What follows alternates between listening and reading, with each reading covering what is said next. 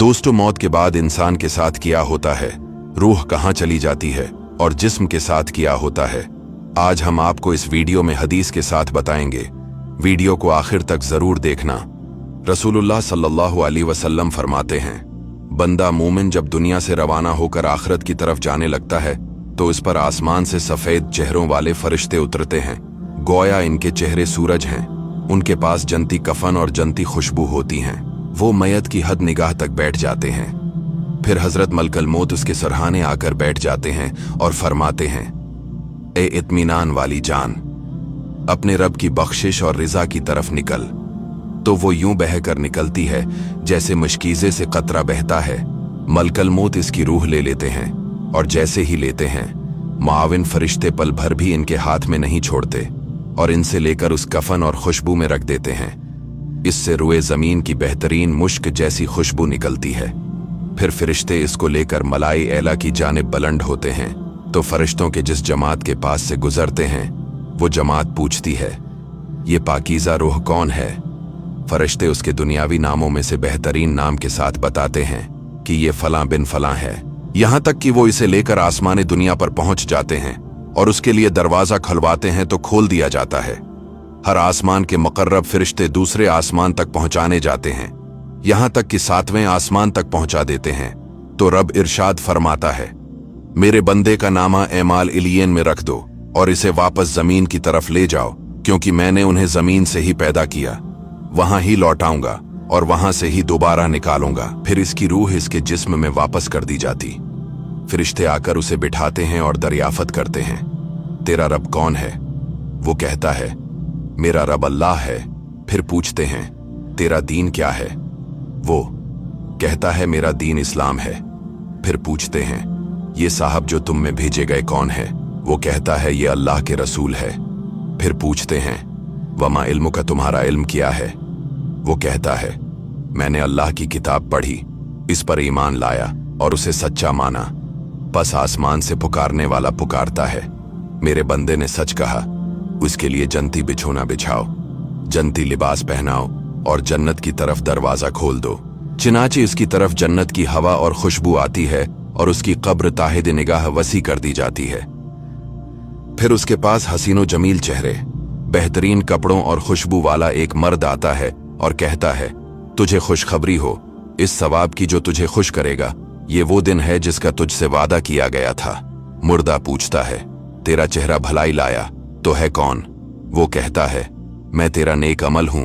मुर्दा कहता है, ए रब क़यामत कायम कर, ए रब क़यामत कायम कर, ताकि मैं अपने घर बार और माल में पहुंचूं।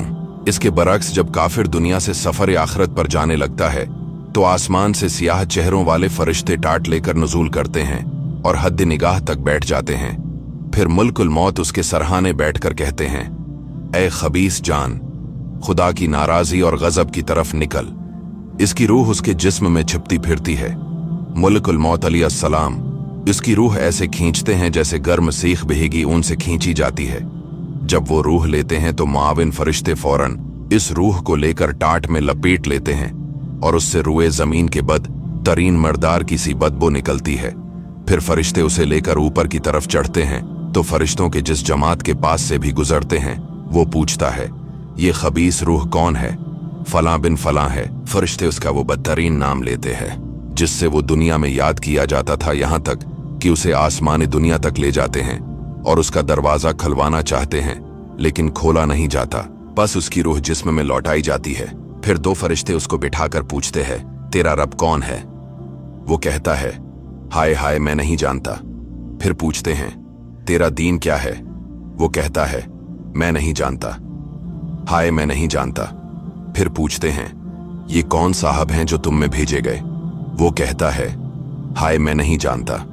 तब आसमान से एक पुकारने वाला पुकारता है, ये झूठा है, इसके लिए आग का बिस्तर बिछाओ, उसे आग का लिबास पहनाओ और जहन्नम की तरफ दरवाजा खोल दो। बस इसे दोज़ख की गर्मी पहुंचती है और उसकी कब्र तंग कर दी जाती है, हत्ता कि इसकी पसलियां टूटकर एक दूसरे में प्यूस्त हो जाती हैं। फिर उसके पास एक बद शक्ल, बद लिबास, बद बोदार शख्स आकर कहता है, तुझे गम में डालने वाले अजाब की खुशखबरी हो, यही वो दिन है जिसका तुझसे वादा था। वो कहता है, तो कौन है तेरा चेहरा बुराई लेकर आया? वो कहता है, मैं तेरा बड़ा अमल हूं। मुर्दा कहता है, इलाही क़यामत कायम न कर। इस्लामी अकीदे के मुताबिक कब्र आखिरत की पहली मंजिल है, जहां इंसान के अमाल के मुताबिक उसके साथ सलूक किया जाता है। मरने के बाद इंसान को कब्र में रखा जाता है और वहां उसे सवालात का सामना करना पड़ता है जो उसके अमाल का इम्तिहान होते हैं। उसके बाद इसके लिए या तो आराम या अजाब का सिलसिला शुरू होता है।